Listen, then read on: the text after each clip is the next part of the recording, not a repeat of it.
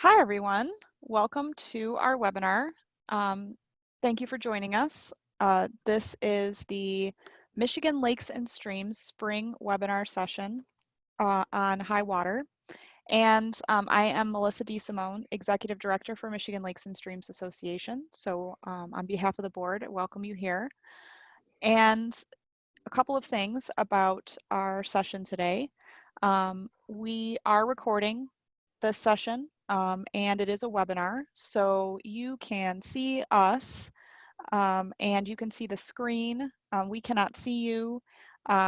We also cannot hear you, but we do invite you to ask questions during the session as they come up. So if you have a question, you can type it into the box that is called Q&A, and either we will be able to type you a response back, or I can share your question with the group. Or you can also raise your hand, and that is another feature for you. And when you raise your hands, I will see that on the participant list, and I can unmute you to so that you can ask your questions. So Lois, we're going to try this out with you here. I'm unmuting you. Oh, you are still muted. Okay. Oh, no, that's not working. But that would be the procedure. You raise your hand, I see it on the list, and then you can ask your question. So with the housekeeping aside then, I am going to turn it over to Jennifer McKay. She is joining us from the Tip of the Mitt Watershed Council. And I look forward to her talk today. One more thing though, I forgot to mention that we are sponsored by Glen Lake Association, and that is very important because they are celebrating 75 years and were instrumental in helping us offer this session. So we appreciate their support. Okay, Jennifer, thank you for joining us. Good afternoon, and I'd like to thank first the Michigan Lakes and Stream Association as well as Glen Lake Association for the opportunity to present to you today. As was mentioned, my name is Jennifer McKay. I'm the Policy Director at Tip of the Mitt Watershed Council. And at this point, I will go ahead and share my screen with you. Let's see.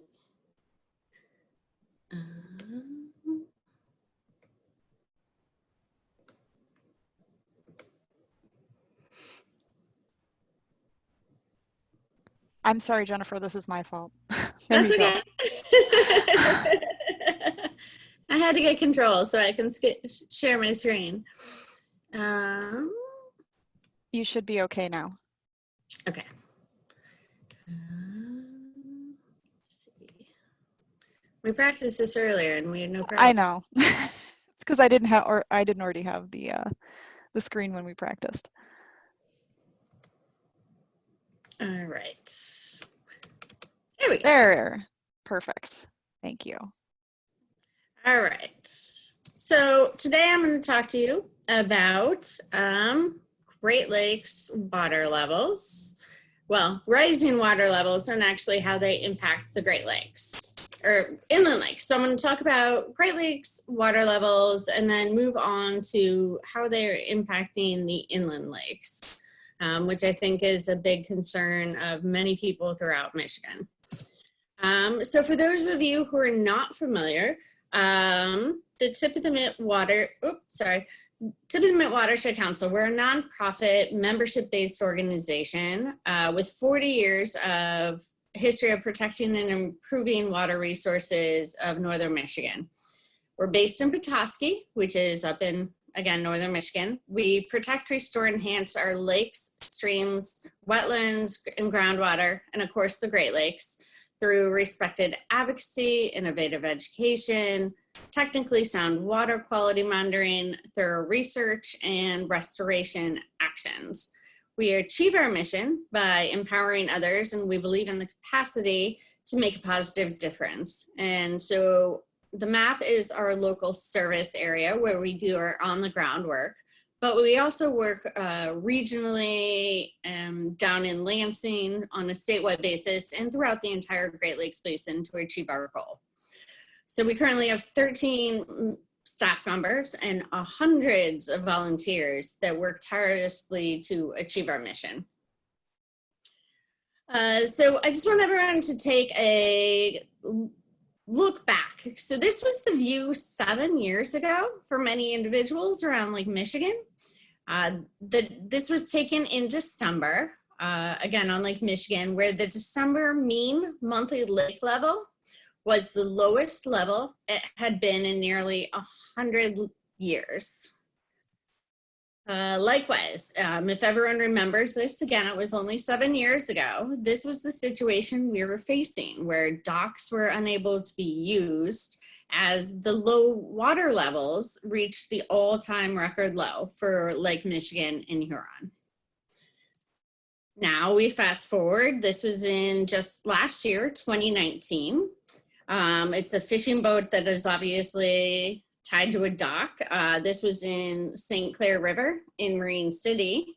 And this is a situation we're now facing where docks are now submerged and underwater as opposed to the photo I just showed you.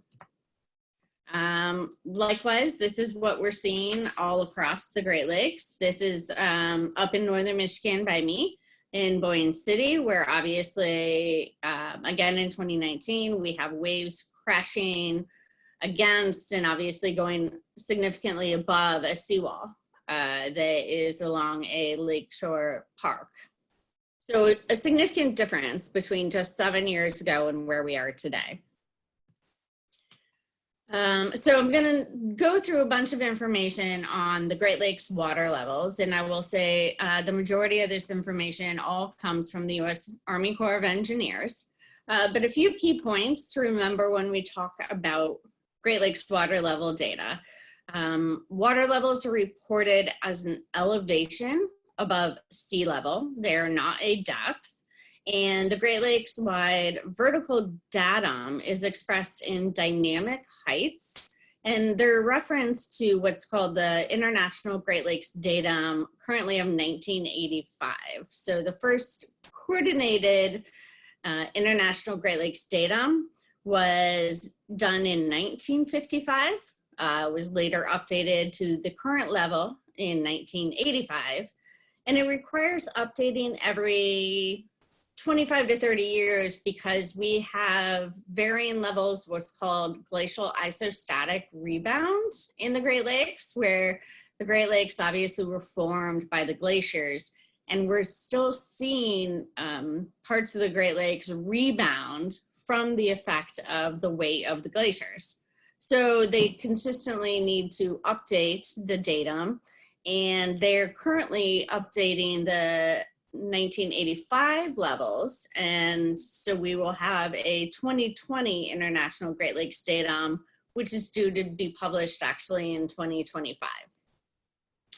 Another thing to remember is Lake Michigan and Lake Huron are viewed as one lake because they are actually hydrologically connected in the Straits of Mackinac.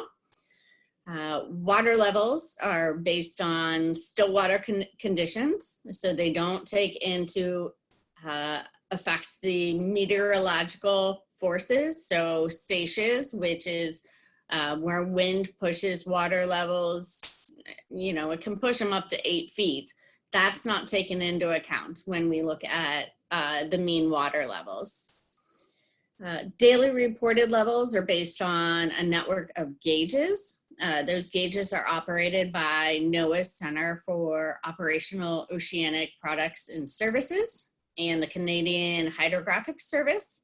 So we do have coordination with the Environment and Climate Change Canada, but the Detroit district of the United States Army Corps of Engineers is the keeper of the official monthly water levels. And they have been keeping water level data since 1989. And I think it's important to note that the high water levels are not just affecting us here in Michigan on Lakes Huron and Michigan, but it's across the entire Great Lakes Basin. All the Great Lakes have been subject to high waters. So just to give a brief background, here we see obviously the Great Lakes Basin watershed, where all the water that falls into this land surface ends up in the Great Lakes. And then you can see that we have the surface elevations, the Great Lakes system profile, and the comparative lake depths of the Great Lakes. And so due to the relative elevation of the lakes, Lake Superior water levels have implications for all the other lakes in the Great Lakes region. For the 5 Great Lakes are at different elevations, leading to a series of essentially connected bathtubs that go towards the Atlantic Ocean, and the interconnecting waterways in the St. Lawrence River move water from the highest point, which is Superior, basically all the way to the Atlantic. And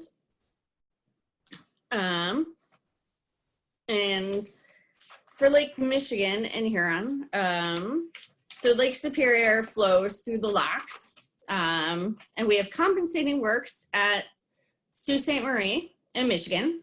It goes down the St. Mary's River into Lake Huron, where it's joined by water flowing from Lake Michigan through the Straits of Mackinac. The water flows then from Lake Huron into St. Clair River, Lake St. Clair, Detroit River system, into Lake Erie. From Lake Erie, the flow goes into the Niagara River and the Welland Canal, diversion into Lake Ontario. And the Welland Canal diversion is an interbasin diversion by bypassing Niagara Falls, and is used for navigation and hydropower production.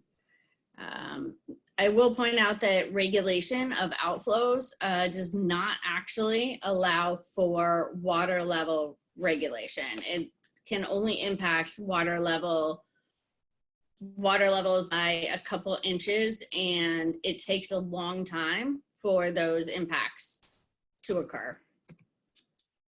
So the factors that affect Great Lakes water levels, we're basically looking at the hydrological cycle, and it's, the meteorology determines water supplies to the lakes. So the water levels are determined by the amount of water flowing in and out of the lakes. Very simply, it's the water inflow, which is precipitation, runoff, and water from streams and groundwater, minus the outflow, which is evaporation and water flowing out of the systems. Between those two, that equals the change in the water level. We do have the Great Lakes levels that fluctuate seasonally. Their annual and seasonal fluctuations are based essentially on changes in precipitation and runoff. So water levels began to rise in the spring due to snow melt and rain and reduced reduced evaporation.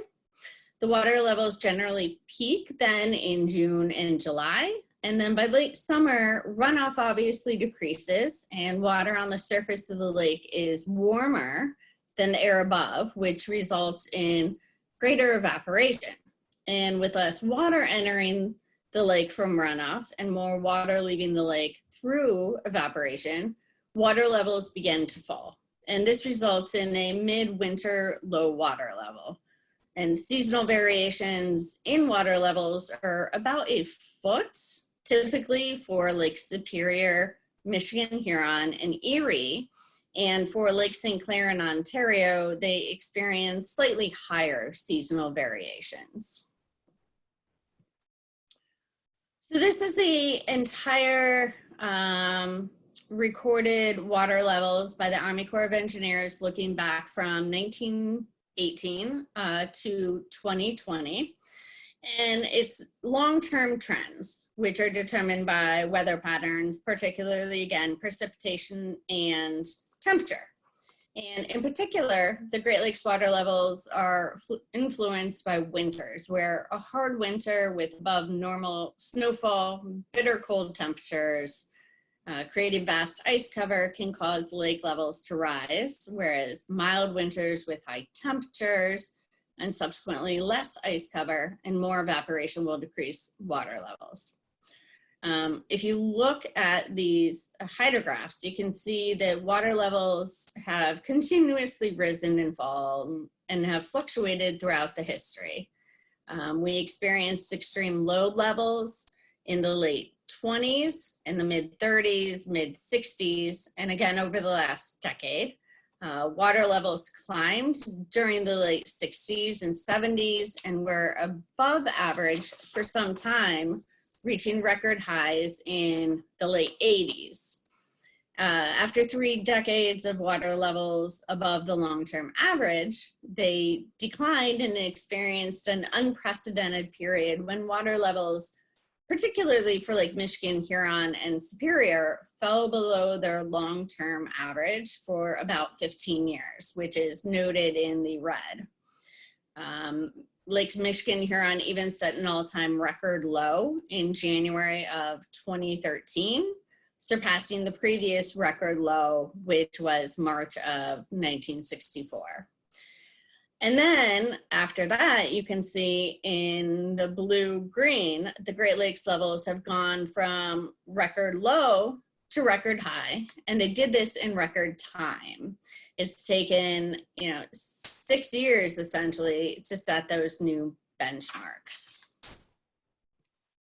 So the question that is always out there is, why did we experience such a record rise in water levels? And the answer is essentially precipitation. Persistent wet conditions across the Great Lakes Basin continue to drive water levels. Many cities across the basin have set records in 2019 for the wettest period on record. But not only that, Michigan is currently in its wettest period ever, and the Great Lakes Basin has experienced the wettest 1 year, 2 year, 3 year, 4 year, and 5 year in the last 120 years. In addition, we also have ice coverage on each of the Great Lakes that's either at or below its lowest recorded levels. And even with the lack of ice, the amount of water evaporating off the lakes is far below the average rate over the last 5 years. So when you take the combination of high precipitation and low evaporation, combined with 2020 lake level measurements starting at a historic high, which we currently saw this year, we have some extreme predictions for the next 6 months. This you can look at and see the record highs that were met in 2019 per month, as well as the record highs that we've already seen in 2020. And interestingly enough, in 2019, Michigan and Huron did not achieve a record high. They were about an inch shy, but already in 2020, Michigan and Huron has had monthly record means for both January, February, and March already. So to look at how the Army Corps of Engineers puts out their predictions, this is from 2008. So don't pay attention to actually what the data is showing. This is just to show how to read the Army Corps of Engineer water levels. They put out forecasts, obviously, for each of the Great Lakes. And so the water levels for the previous year and the current year are shown as the solid line on the hydrograph. And a projection for the next 6 months is given as that dashed line, the dashed green line. The shaded area around it shows a range of possible levels over the next 6 months, which are dependent upon weather variations. And current and projected levels, which are the solid and dashed lines can be compared with the 1918 to 2020 average lines, which are those dotted lines, and extreme levels shown as the bar with the year of occurrence. So here is the Michigan Huron water levels. And for the Army Corps of Engineers just put this out earlier in April. And for Lake Michigan and Huron, there was very little seasonal decline in 2019. So the lakes started much higher than normal in 2020. The lake actually was 17 inches above the average for February, and it's predicted to reach record highs over the next 6 months, looking anywhere from 1 to 5 inches. All the other lakes are actually expected to peak below the 2019 levels, except for Lake Michigan and Huron. So when we talk about high waters, what are the impacts? Well, the impacts are varied and they can be quite extreme. We see flooding, erosion, high water tables. Throughout Michigan, they're exceptionally high. The exceptionally high water levels have caused millions of dollars in damage to private property, to public infrastructure. We've seen impacts to roads and Michigan state parks. They're impacting community water systems. They've caused public health concerns. They've impacted our food and agricultural industry. As of 2019, there were 920,000 acres of Michigan farm fields that went unplanted because of the historic weather events we had. So the impacts are quite dramatic and have impacts across various interests. Something that impacts both Great Lakes shore and inland shore is shoreline protection measures. And often property owners try to install various types of shoreline protection measures to protect their property when waters rise. But when considering what actions to take to combat the high waters, it's very important to consider the health and the dynamic variability of the lakes and the potential impacts not only on your property, but on neighboring property.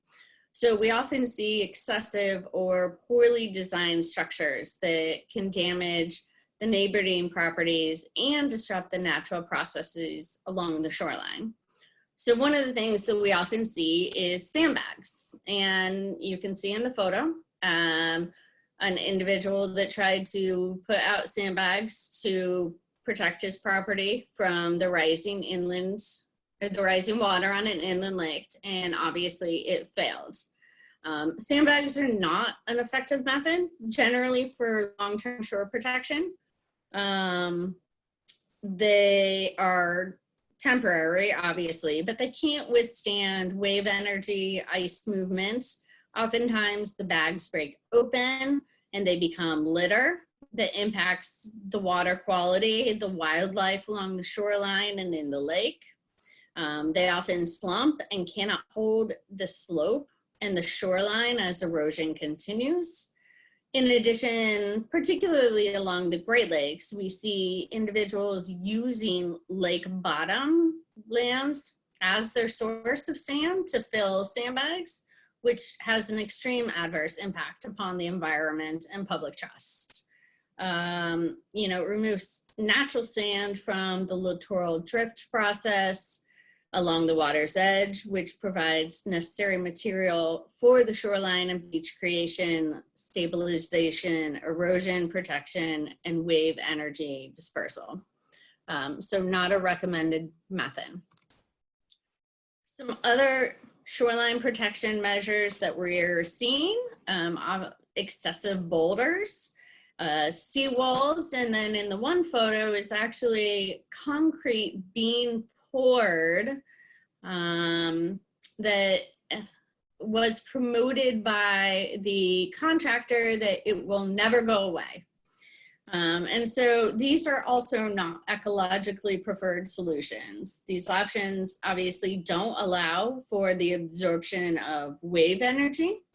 And as waves hit the large boulders or seawalls, the energy from the waves don't disappear. It's often direct downwards or even sideways. And if it directs downwards, it erodes the lake bottom, and scouring of the lake bottom increases with wave height, causing a loss of habitat and can make the erosion worse in front of your home. In addition, it can cause wave flanking, in which the wave energy is actually deflected sideways to your neighboring properties. So it can actually increase erosion on your neighbor's property where there might not have been any. So let me see if I can get this to work. Oh, that didn't work. There. So this is just an animation to show the process of wave flanking, and you'll see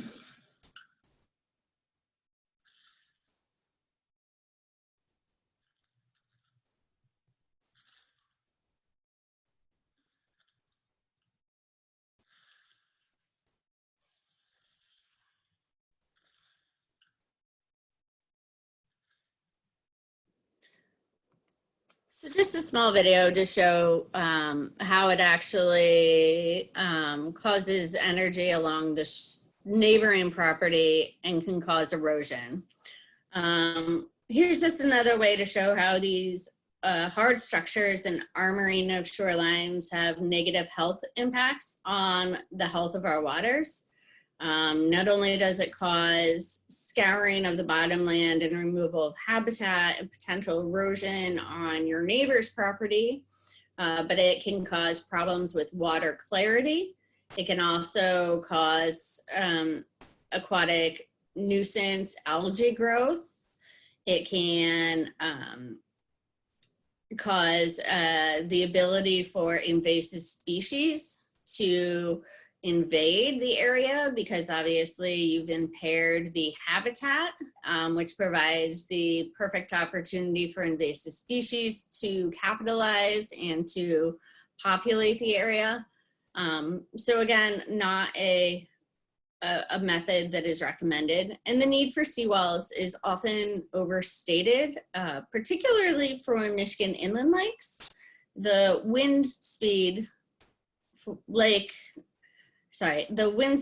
and lake depth and fetch for inland lakes is often not great enough to warrant a seawall to protect inland lakes. So it's often not necessary for inland lakes. One of the methods that we would recommend for inland lakes particularly is bioengineering. And bioengineering is a form of erosion control that incorporates biological, ecological, and engineering concepts to produce essentially a living, functioning shoreline system through the use of live and dead plant material, native soils, and structural materials. And so these natural shorelines provide a much better alternative to hardened shorelines. Bioengineering provides fish and wildlife habitat, water quality benefits. It can be designed in conjunction with riprap for higher energy systems. It also allows the shoreline to be stabilized while providing these additional benefits. And plants, shrubs, and trees can also provide an attractive privacy screen for property owners while maintaining the view of the lake. So on shorelines where native vegetation has been removed, it's actually possible to restore the shoreline with a combination of these methods. It's usually less expensive than the typical concrete or other types of seawalls. Some applications can be done by shoreline property owners. Others might require the use of a contractor.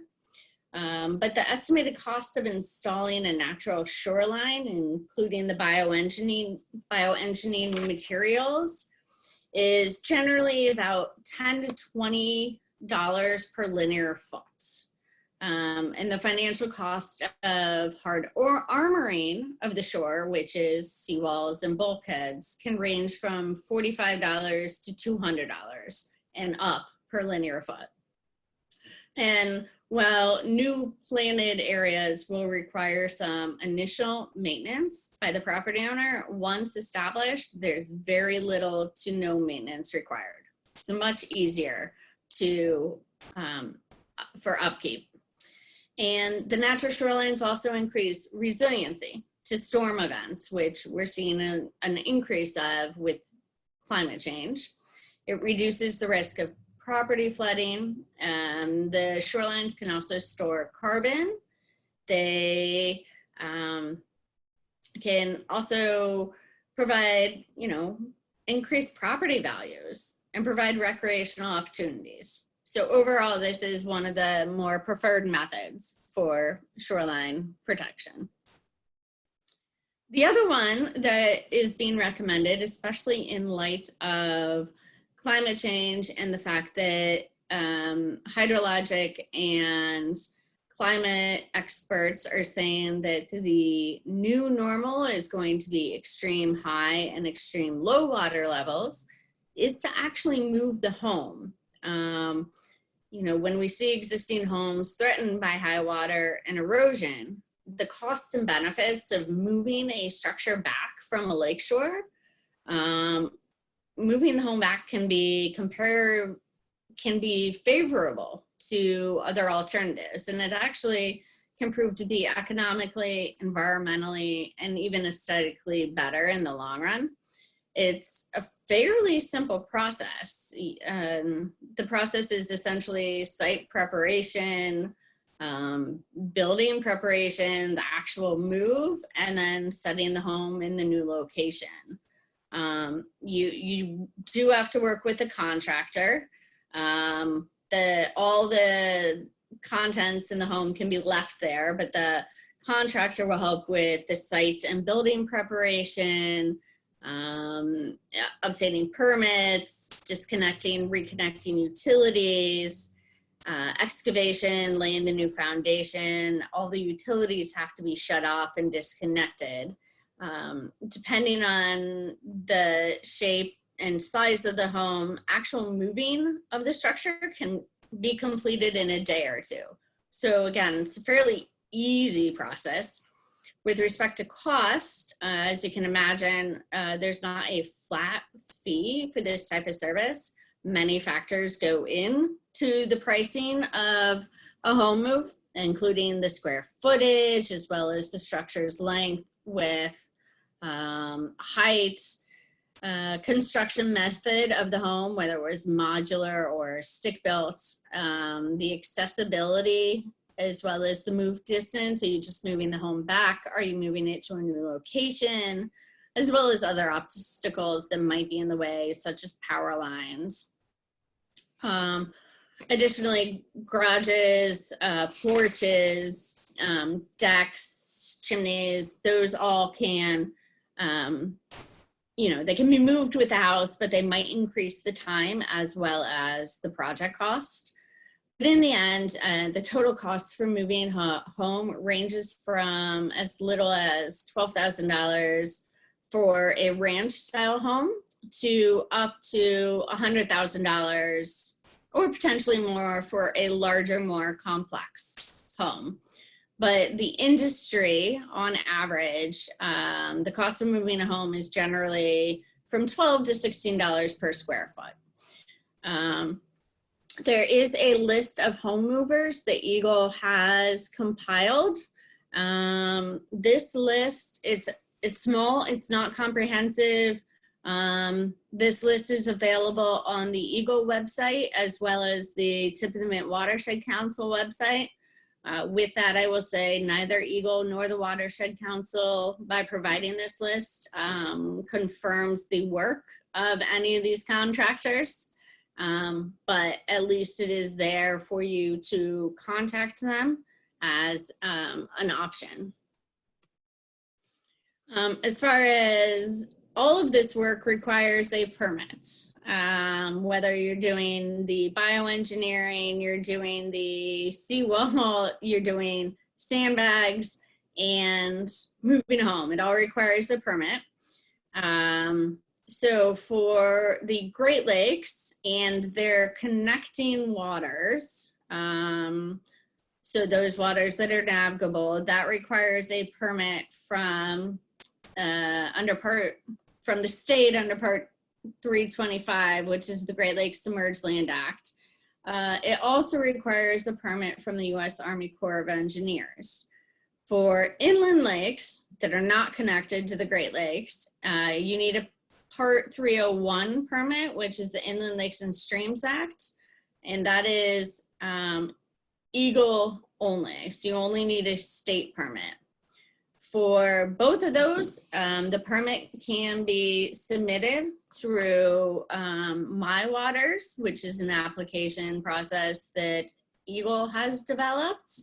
And the link is listed. It's michigan.gov/mywaters. Keep in mind, other regulations, other local regulations may apply.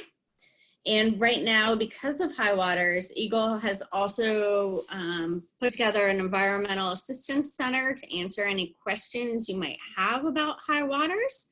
And so you can reach them either via the phone or via an email, which are both listed. If you call the phone number, all you have to do is tell the operator that you're calling about shoreline erosion, and they will transfer you to a field staff person.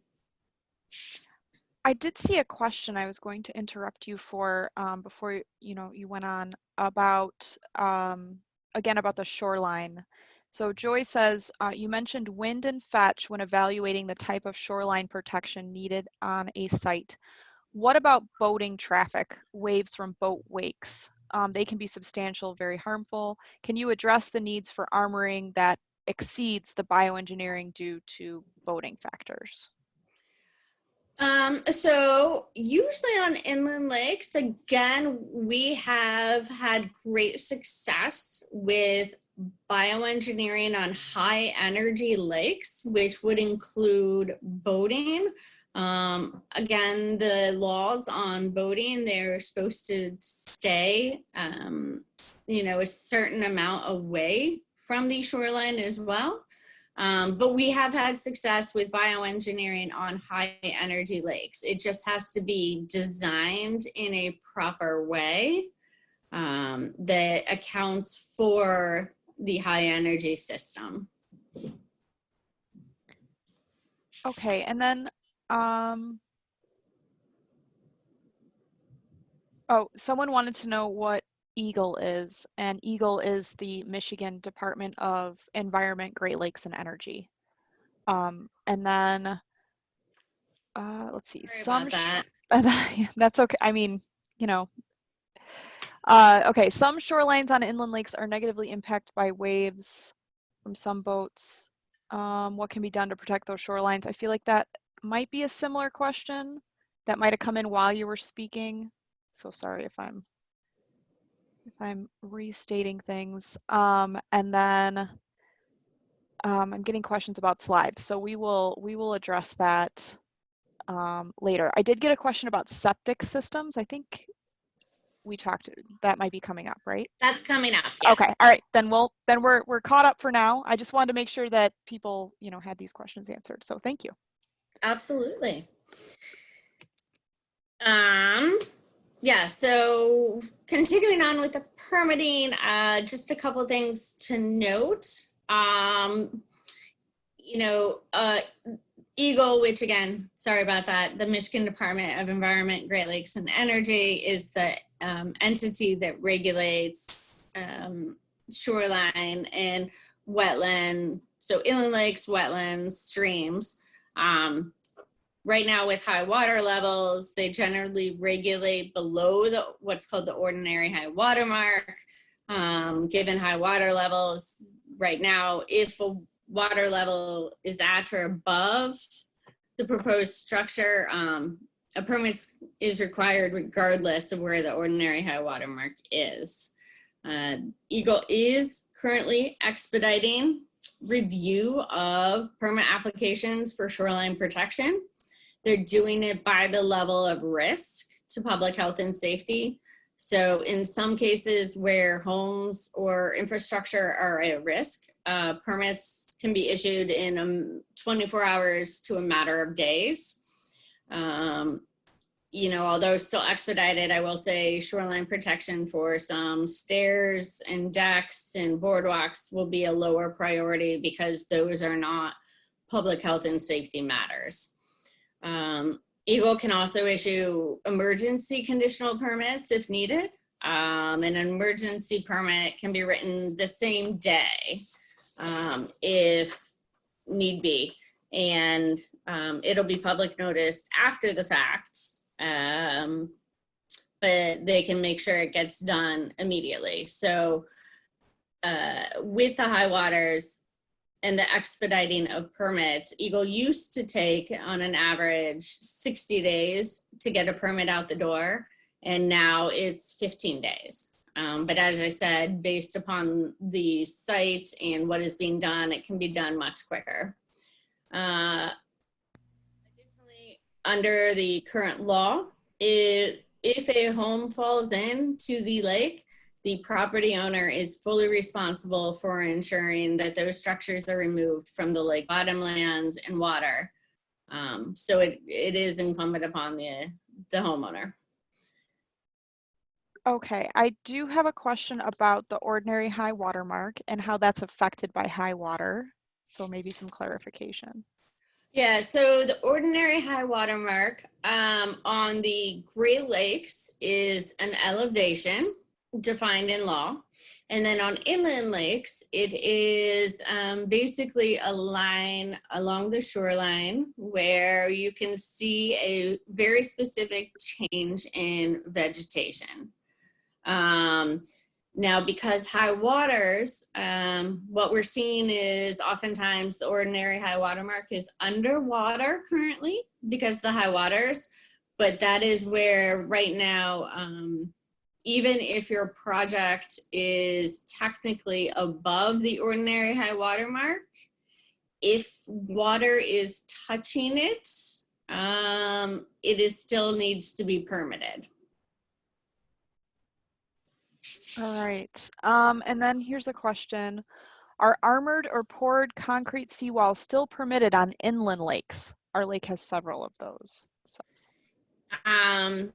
So they are, although the state is trying to move away from new seawalls. They'll permit restoration or repair of old seawalls. They're trying to move away from new seawalls, but there is still a permit category that does allow for it. All right. Okay. More things about permits. Tom says to clarify, a Part 325 Great Lakes submitted or submerged lands permit is required for construction activities on the Great Lakes, Superior, Michigan, Huron, St. Clair, Erie, and not on the connecting channels such as St. Mary's, St. Clair, and Detroit rivers. A Part 301 Inland Lakes and Streams permit is required for construction activities on those connecting channels, is a clarification that he made. Rex, thank you. He mentioned that for people who wanted more clarification about Eagle, that Eagle replaced the MDEQ, the Department of Environmental Quality. That is correct. Paul says, oh, I just went too far. Does Eagle have an oversight or regulation over permanent structures built on lakes that have a highly variable lake level due to the seepage nature or groundwater dependent? Any permanent structure, yes, Eagle has authority over. Okay. All right. Richard says most, if not all, of the inland lake seawalls I've observed are for cosmetic or aesthetic purposes. Are aesthetics a valid reason for a seawall? No, they're not.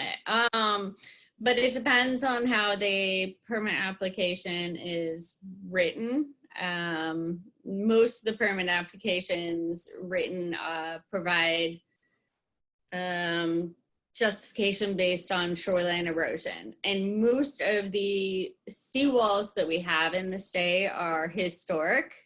Again, like I said, the state is trying not to issue permits for new seawalls because we know the damage that they do to the lake health and to habitat and the harm they do to aquatic species. So they're trying not to do that now. And then one last one about permits I see here. How can we confirm that a permit was obtained by property owners when shorelines are being modified? That's a great question. The My Waters, which is where you would submit an application, also has the ability for you to search for permit applications. So if you go to that My Waters website, you can do a search based upon address or name. You can even do just a search by zooming in on the state, and you can certainly look to see what permits have been issued. You can also call Eagle Field staff, and they should be able to tell you if you have the address, the property owner, they should be able to tell you if a permit has been issued or not. Yep, and we had other questions about that too, but I think that covers the permits. There were a couple of other things people are typing in on for clarification about the ordinary high water mark and how you need a Part 301 permit and a Corps of Engineers permit for certain activities. And I feel like we talked about those things. So I think oh, here's one more. Is a permit needed to raise a small boathouse on blocks? Yes, if you're doing it in the lake, yes. All right. Okay. All right. The last thing with respect to Eagle is they do also have currently grant funding opportunities for local coastal communities that can help with long-term planning related to coastal resiliency and master planning, and that is available through the Coastal Zone Management Program. So as we continue to deal with high water levels and extreme highs and lows, this is something that the state has done to help coastal communities try and prepare for the future. So as we start coming to more of the inland impacts, the one thing we have to start understand is the water table. And so the water table basically lies underground, and it's the level at which the soil and gravel are completely saturated with water. So the upper surface of groundwater, again referred to as the water table, can fluctuate in response to precipitation events and other things like water withdrawals. So during times of drought, we see the local water tables decline due to decreased recharge. And then on the opposite, we see high water tables where flooding then can occur when we have frequent sustained rainfall that leads to excessively fast recharge of local groundwater levels, where the water table then starts to rise above the land surface. And so for certain types of inland lakes, this type of flooding can actually be long lasting because the water table decline requires drainage from the entire aquifer above the flood level. And for the time it takes for this drainage to occur, we have floodwaters that can cause significant property loss, human displacement, disruption of transportation, flooding of shoreline beaches and buildings. And sometimes it can be difficult to determine if flooding is due to surface water or groundwater. But basically over the last several years, Michigan has obviously received a record-breaking amount of precipitation. And so the accumulation of that above average precipitation has resulted in many areas of Michigan experiencing the high water tables and subsequently inland flooding. And so, you know, we have several factors actually that come into, you know, contribute to the inland high water levels. And so according to Eagle, you know, we've had wetter than usual summer and fall in 2018, which caused higher than normal soil moisture content.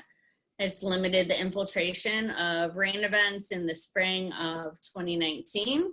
So basically the rain that fell could not soak into the ground. I had nowhere to go.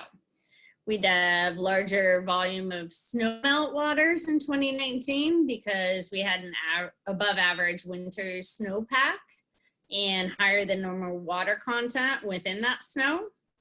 We've had above average spring 2019 rainfalls and prolonged rainfall events, very intense individual rainfalls. These caused flooding events, even when pre-existing water levels were somewhat normal. And then again, the record high water levels on the Great Lakes can cause a backwater effect on the rivers that flow into them, which in turn back up the streams, lakes, and wetlands that lie upstream. And so these levels are also expected to trend upward as we continue into 2018. So basically all of the above means higher groundwater levels, higher stream flows, higher lake levels overall. The water has no place to go and the frequency and magnitude of flooding is expected to increase. And so one of the impacts obviously is on septic systems for, excuse me, for inland property owners. And so before we talk about the impact, obviously, we want to talk about just the basic information on how a septic system works. And so you can see, you know, the illustration here. Wastewater treatment in a septic system occurs in two ways, two stages. First, the wastewater from the home enters the septic tank where the solid waste or the sludge settles out. And the bacteria and the other microorganisms consume most of the solids. And the sludge that remains in the tank needs to be pumped out periodically. But then the liquid waste flows into a distribution system, which is usually what we call the drain fields, where it's dispersed into the soil. And here the wastes are further treated by the microorganisms and chemical reactions in the soil. So the location, design, and age of a system have a great influence on the effectiveness of the waste treatment, as well as the soil type, depth of groundwater, system use, and the frequency of maintenance. So as you can see, the illustration again, normal functioning septic systems, you know, there's a vertical distance between the water table and the drain field and the septic tank. When the groundwater or water table rises, you have not only the septic tank and drain field, but usually a basement or garage, all underwater. And so the high water table can have many significant problems, including septic system failure, basement flooding, foundation damage, drinking water well contamination, which can lead to contamination of inland lakes and more. So, you know, toilets or sinks backing up or draining slowly in spite of using plungers or drain cleaners may indicate that the drain field soils are becoming saturated. If you have wet areas or lush grass foul odors around the drain field that can indicate that the effluent or the liquid waste is surfacing. And these are warning signs that the septic system is not functioning properly. In shoreline areas, if you have noticeable algae or plant growth or a distinctly colored patch of bottom sediment developing near a drain field, these can all indicate nutrient enrichment from a malfunctioning septic system. So if you have these signs, you know, and you have flooded rivers, lakes, or another body of water, you know, all of these systems can become contaminated from improperly functioning septic systems. So it's hard to tell in this photo, but there is an orange marker in the photo, and that actually is where a septic system is, and it's completely submerged now. So in this instance, instead of the septic system being out of the water and having soil to treat the wastewater, it's submerged, and that means there's no treatment going on, and it's impacting the surface waters of the inland lake in this instance. If this happens, what you need to do is, one, immediately call your local health department. You can try to pump out the septic tank, work on reducing your water use, fence off the wet area. Obviously, if it's completely submerged, that's different. But if it's one of the wet areas, fence it off to try and minimize contact with wastewater. Keep in mind that most of these are only temporary fixes, and further action is going to be required to assess and correct the problem. Especially pumping out the tank will likely not help if household piping is clogged or if high water level is the problem. We've already seen a number of instances where homes have had to be evacuated because of submerged septic tanks, where septic tanks and drain fields have had to be removed, rebuilt, and using newer systems or alternative systems to account for the changing water levels and groundwater table.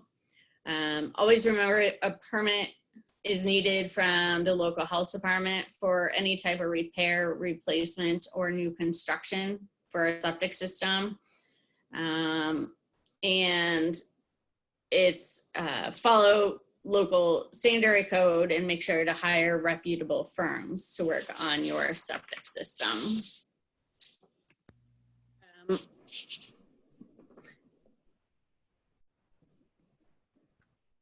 Oh, I didn't know if you were waiting for, sorry. Go ahead. There was a, that's okay. There was a question from a little earlier. Is anyone monitoring the potential issues with people's septic systems? And is there any enforcement and mitigation if that needs to happen? No one is monitoring. Michigan septic tanks are only monitored for installation, and then once they're installed, there's no requirement for the most part to go back and look at septic tanks. Michigan is the only state in the nation that doesn't have a statewide septic code. There are a few municipalities across the state that actually do have some time of transfer orders, which means that if the house is sold, then the septic tank has to be inspected and evaluated. But the majority of the municipalities do not have that. So once a septic tank is installed, it's very rarely regulated by anyone. So it's up to the individual homeowner to make sure that they are doing proper, they are maintaining it properly. All right, and is there any effort underway to mandate regular septic system inspections, that kind of? There is. So there is a large contingency. The Watershed Council is one, working with partners in Lansing, trying to get movement on a statewide septic code.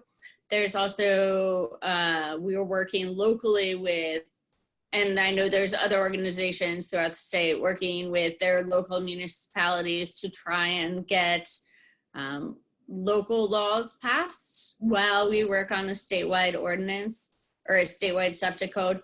I don't think it's not going to happen this year, but there definitely is a movement to get something in place. Again, Michigan's the only state in the nation without a statewide septic code, so we're working on it. It's just a slow process. Yeah, and Michelle reminds us to make complaints to the local health department regarding the failing septic systems. Yes, absolutely. All right, that's it for septic questions. Thank you. Now. Thanks. Yeah, and so one of the big important things that, you know, all shoreline property owners should do is make sure that they keep up with proper operation and maintenance of their septic system, because obviously septic systems that are failing or are unmaintained threaten both surface and groundwater in Michigan. And we know from studies that pollutants carried by the groundwater beneath a septic system can reach surface waters located within 300 feet of the shoreline. So we often see nutrients such as nitrogen and phosphorus coming from septic systems, which can lead to excessive aquatic plant and algae growth. The septic system effluent can also contain disease-causing bacteria, making it unsafe for swimming or even bodily contact. And it's also a concern if the groundwater is used for drinking water. And because shorelines typically have high water tables and septic systems are very close to the water, the potential to negatively impact groundwater, surface water, or drinking water is significant. So there's a number of things with respect to septic operation and maintenance that should be done. Obviously, have your septic tank inspected and pumped regularly by a licensed pumper. The general recommendation on how often to get it done is every 3 to 5 years.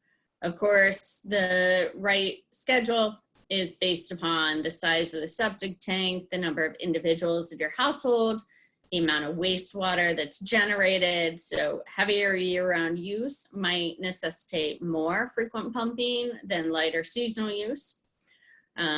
Second, you can consider improving or upgrading your system if the amount of wastewater you generate is more than the septic system can handle.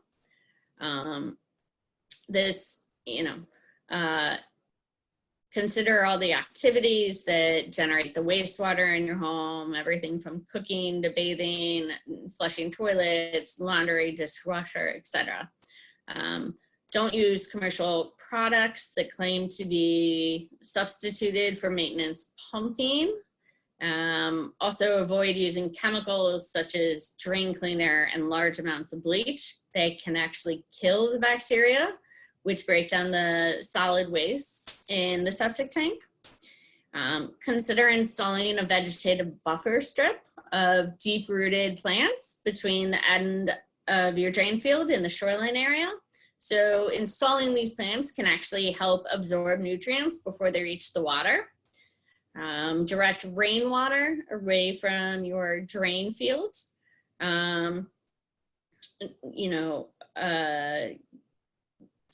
This excessive moisture essentially can saturate the soil and reduce the drain field's infiltration capacity.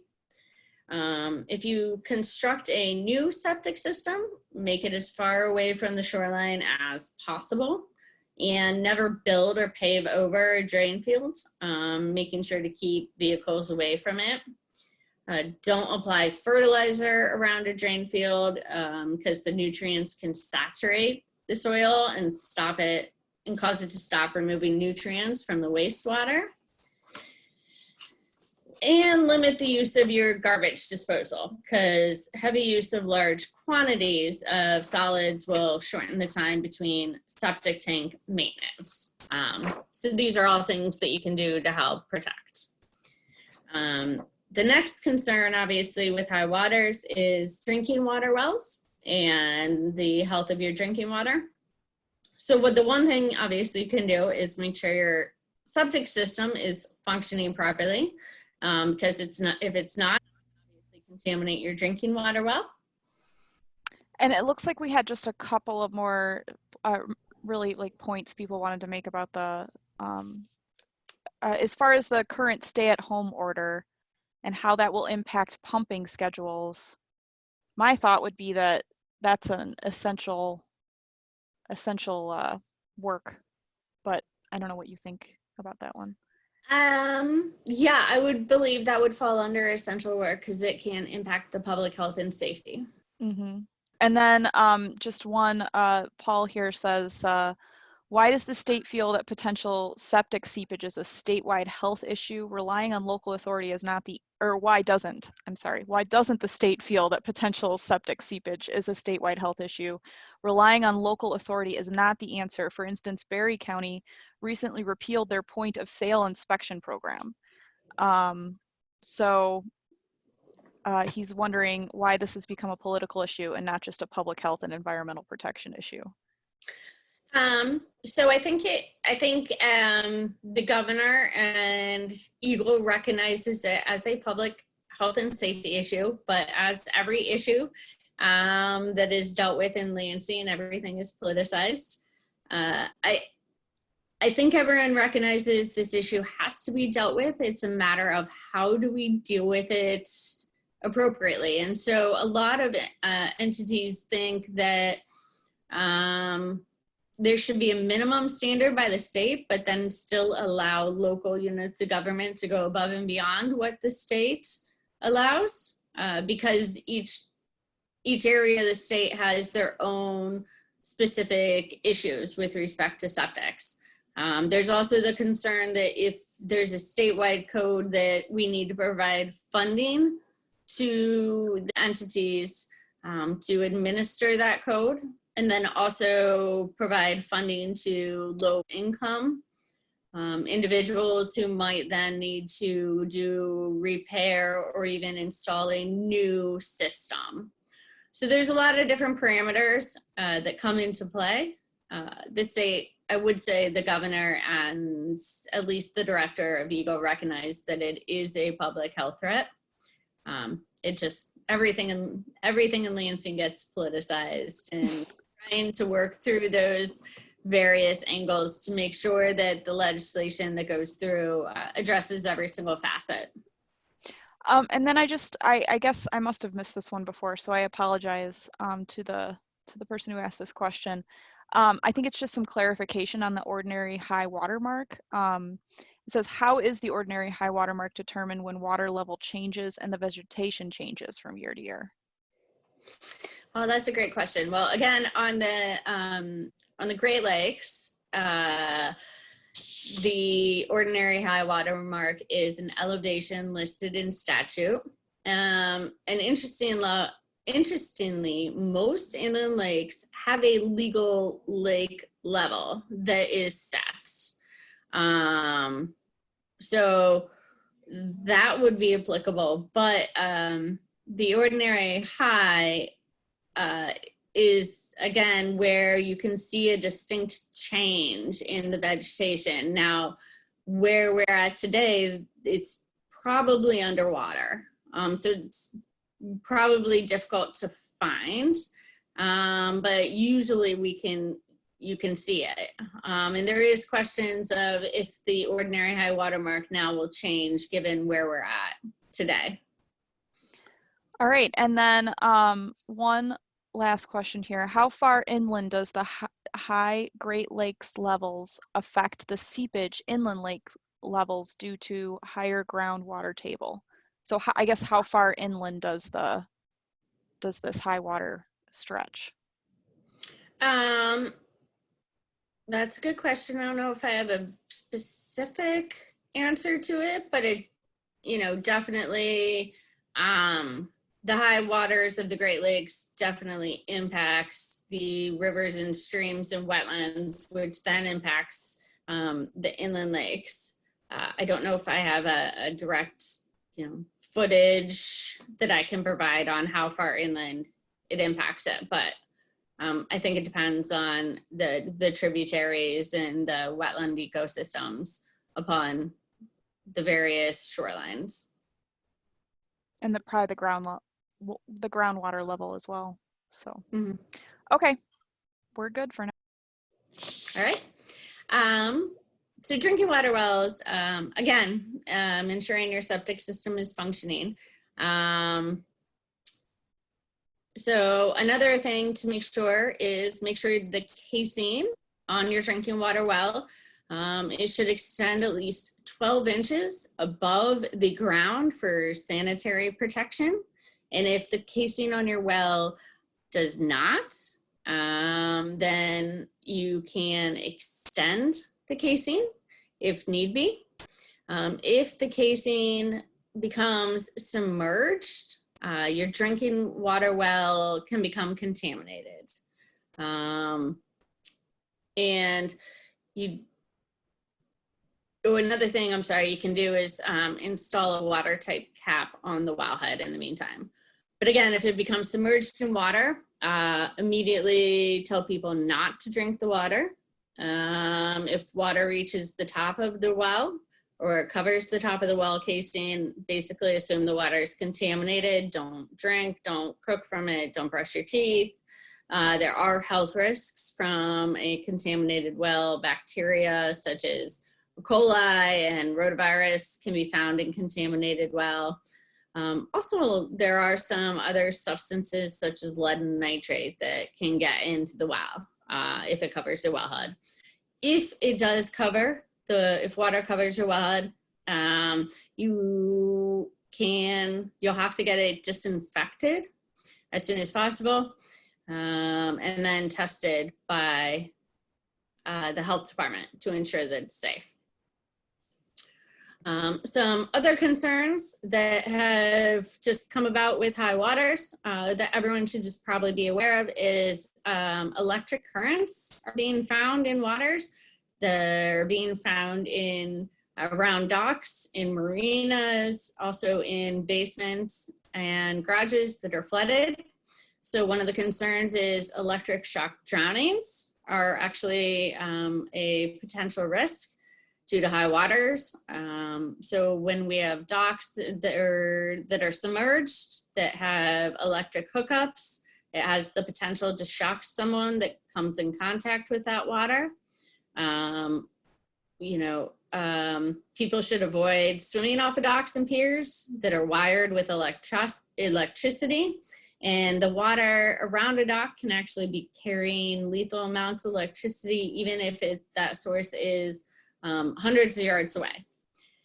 Same thing with a wet or flooded basement. Never walk through that unless the electricity is disconnected. Again, even small amounts of water on a basement floor can put you at risk for electrocution. Contamination of our water resources from materials that we keep in our basement or garage, and then can be released during flooding of these areas. So we're recommending that people move any type of hazardous materials that they have in their household to safer areas that are likely to remain dry. And, make sure that they don't pose a danger if the contents, as the contents could be released to the environment. So examples of items that should be moved would be propane tanks, vehicle batteries, drain cleaner, motor vehicle oil, pesticides, fertilizers, antifreeze, all the things you might keep in your basement. Excuse me.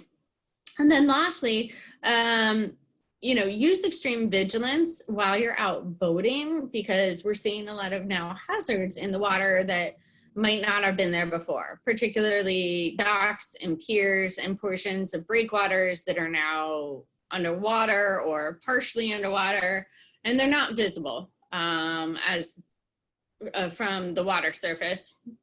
In addition, we're seeing a lot of debris from some of the big storms that roll in. or from the flooding events that we see. So it's just recommended to use caution while boating, particularly at night, again, when visibility is lessened. There are a couple resources available for everyone. So the Michigan Department of Environment and Great Lakes and Energy has a high water levels website. The Army Corps of Engineers obviously has their information on high waters. This is where you can get all the forecasts about water levels. It's updated monthly. And then the Watershed Council will be updating our website with more information and FAQs about high water. But right now what we have is home moving information that I mentioned previously. And so with that, we can go to any more questions. Thank you, Jennifer. That was wonderful. I can go ahead, and we have quite a few participants. At one point we had over 100. At the end here we are down to in the 80s, but that's quite a few people. So I'm not going to unmute everyone, but if you use the raise hand feature, I can unmute you to ask Jennifer questions. I do know I had questions about making this presentation available for them to take a look at your slides. And I had a question about, there was one about being able to use one of your slides. So if you can see here, you have Jennifer's contact information. So if there's something that you wanted to use, particularly from her from the session, I would encourage you to contact her. Lois is asking, will you tape the presentation and inform us by email? The way that this webinar is set up, I did not record everyone's email addresses when you came in. You just were able to come directly to the webinar. So the best way to find the recording of this is to go on the MLSA website, mymlsa.org. mymlsa.org. We also have this, we have a YouTube channel, and so this is up on our YouTube channel. So if you search for Michigan Lakes and Streams on YouTube, you will find this as well. So there's a couple of different places that you can find this. It looks like the Watershed Council has some videos on YouTube as well. So be some great quarantine activity for everyone. Okay, so a couple more follow-up questions here. Does your watershed have any local septic system requirements or inspections?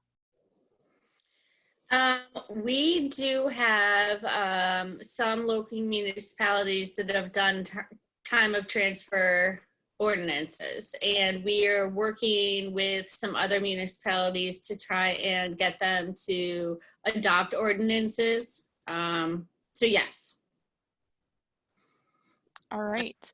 And we continue to work with our local entities while the state continues to work on the statewide septic code. Good. We had a recommendation that people visit the Eagle High Water website. That's michigan.gov/high water. They also recently had a town hall that has been recorded, so I'd recommend anyone who's interested in checking that out to take a look at that high water town hall. And then we have another question. Ralph asks, he says, I'm very concerned about the upcoming boating season on inland lakes with the high water levels and the potential for increased shoreline erosion, especially from wake boats. Any activities to limit wake boats on small inland lakes? For example, less than 1,000 acres, or wait, yeah, less than 1,000 acres, I think. No, it says, I think he means less than 1,000 acres, yeah. There's been a lot of discussion about the wake boats and how to handle them. I do believe some lakes are trying to get them banned on certain lakes. I think a bigger strategy has been trying to work with the wake boat companies and the boating association to try and actually educate boaters about, particularly the wake boats, about the impact they're having and trying to make sure they stay within a certain distance away from the shoreline and monitor their speed. In addition, a bill was just passed in Michigan that does allow for speed limits to be restricted due to high waters. So the speed limit can be temporarily restricted should the local municipality request it of the DNR and the sheriff. So that can be done up to 14 days. It can be extended once or twice, depending on how that request is done. But it does have limitations. It can't be done during July, which is the greatest boating month, obviously, in Michigan. All right, Richard, you had your hand up. Would you like to ask a question? I have you unmuted now. Yes, I would. What if I'd have built a house out on a point years ago, that cottage net there, the lake was down. Now, all of a sudden, the lake has come up and the house is submerged in the water. What's to be done? Is it any different than the big land lakes?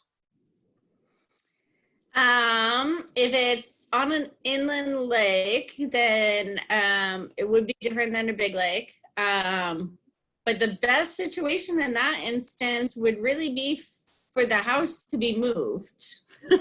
That would be the homeowner. The homeowner is responsible for dealing with that situation. Whether they and what they choose to do is up to the homeowner because they're responsible for it. But obviously the best situation given where we're at with rising water levels and the unpredictability of the future with respect to water levels, but the fact that it's predicted that we're gonna see both extreme highs and extreme lows. So this is probably not the last time we're gonna see water levels where they're at currently. The best advice I would give is for the homeowner to actually move that home. Okay, thank you. You're welcome. All right, thanks, Richard. Tricia says that local jurisdictions can work to get septic ordinances enacted. Our watershed, the Glen Lake Crystal River watershed, has been successful in getting individual townships to pass well and septic inspection ordinances to protect our groundwater, lakes, and streams. And she says she's also happy to share sample ordinances and strategies for others wishing to implement time of transfer well and septic inspections enacted. So thank you for that. And I think she has another comment here. Oh, okay. And someone was asking her for how to get a hold of her there. Okay, so that's great. Another watershed doing that work. Wonderful. I don't see any other hands raised. Oh, now I have one.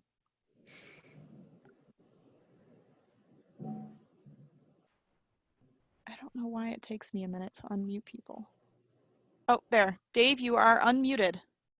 Yeah, just a comment on the high water bills and boat speeds. There's a Public Act 70, but there's also, that's a shorter term version, and then there's Public Act 72, which deals with longer term effectiveness. It's a little bit more difficult to put into place. So there's two options for lake residents and their local communities in conjunction with the state to affect some speed limit constraints on boats during high water.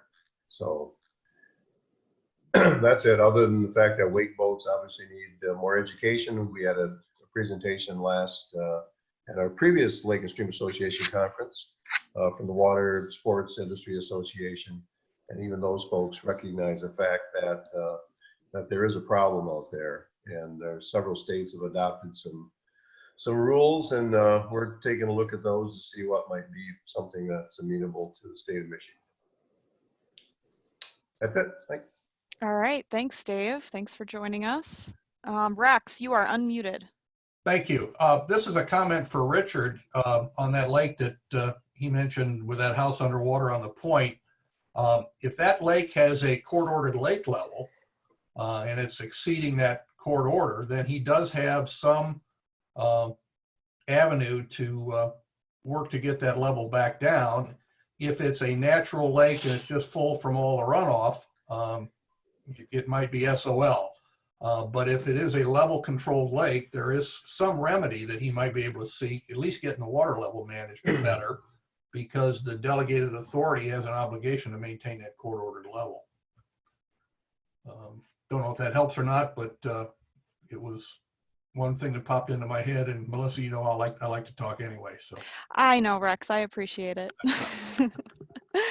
All right. Well, we appreciate that, and we're gonna move on to Ralph. Ralph, if you would like, let's see. There you are. This is Ralph. Can you hear me? Yes, we can. Yeah. So I was the one to ask the questions about the wake boats. Yeah. So speed is really not the issue with wake boats, as you probably know.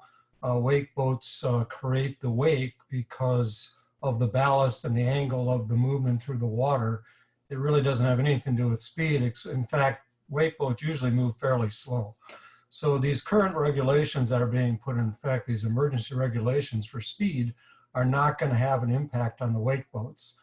And basically, if you do the calculations, the fetch of lakes is the key element as far as the wave heights of natural waves.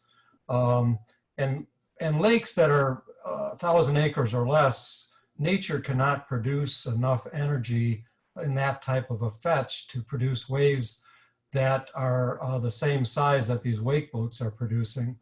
So there really needs to be some regulations impacting these wake boats this coming boating season, or else we're going to see some tremendous shoreline erosion problems, even more so than we've seen in the past due to this high water level. Thank you. Thank you, Ralph. We have another hand here. We've got Rod. Rod, I'm going to unmute you. Thank you. Okay. Yeah, I live on a small lake near Kalamazoo, and we instituted, we have a voluntary lake board. It's not a government lake board, but at our annual meeting a couple years ago, we established a voluntary no wake rule, and we printed up signs, and most of the lake cooperated with that. Biggest problem were jet skiers or some jet skiers and some of the wake boats. I talked to one of the wake boat owners, and he doesn't understand how waves work. He thinks by staying in the center of the lake, he's not creating a problem. But his waves come all the way across the lake and have been eroding my shore and that of other properties around the lake. And so it's difficult to work with some people on that. It would be nice if there were some state regulations about those things, especially when high water is endangering the property and the erosion is creating problems in the lake itself. We've also created a special assessment district, and we have been pumping for almost a year now into a wetland where our lake used to drain before time, nature, and contractors covered up the outlet. And so we're going into the natural drainage there, and so far we've pumped over 220 million gallons of water. And that's just out of our lake. We have another lake connected to us who's in the same watershed, and it is very difficult to make a headway against the whole water table. As Jennifer mentioned, you're draining that whole thing. But that's our only solution here. And, you know, we've already had on another lake that's near us, 16 houses abandoned. So it can be quite an issue. I'm very happy for this presentation. I'll share it at our annual Lake Board or Lake Association meeting this year. Thank you. Rod, I'm in your neighborhood. Where are you located? Crooked Lake. Oh, okay. Great. I was just, Texas Township. yeah, personal curiosity there. All right. Thank you very much. You bet. All right. I don't see any more hands. Does anyone else have any other questions? I know Tricia mentioned that on Glen Lake, their dam has been wide open since September, and they've not been able to reduce their lake level. So, you know, I think everybody is definitely dealing with the same issue there. All right. Well, I'm always afraid someone, like I'm going to start wrapping up and then someone's going to ask a question. But, you know, on behalf of Michigan Lakes and Streams Association, thank you, Jennifer. Thank you, everyone who has attended. This is wonderful. We appreciate the wisdom of Tip of the Mitt. You guys do some wonderful work up there. And we appreciate the support of the Glen Lake Association to help us put this on. So, you know, I hope everybody has a really great weekend. Everybody stays safe. And, you know, join us again next week. We have another session actually about CAFOs, the concentrated animal feeding operations. So, you know, and that obviously goes hand in hand with this as well, because if there's high water, then, you know, those can also be an issue for us as well. So please come back. And if you missed any part of this, or if you know someone who missed it, then this will be recorded and on our website. Any last words, Jennifer? No, thank you very much for this opportunity, and I can make the slides available. And if anyone has any questions, my contact information was obviously shared, and feel free to reach out to me. Great. All right. Well, thank you very much. And Thank you. goodbye, everybody. Bye.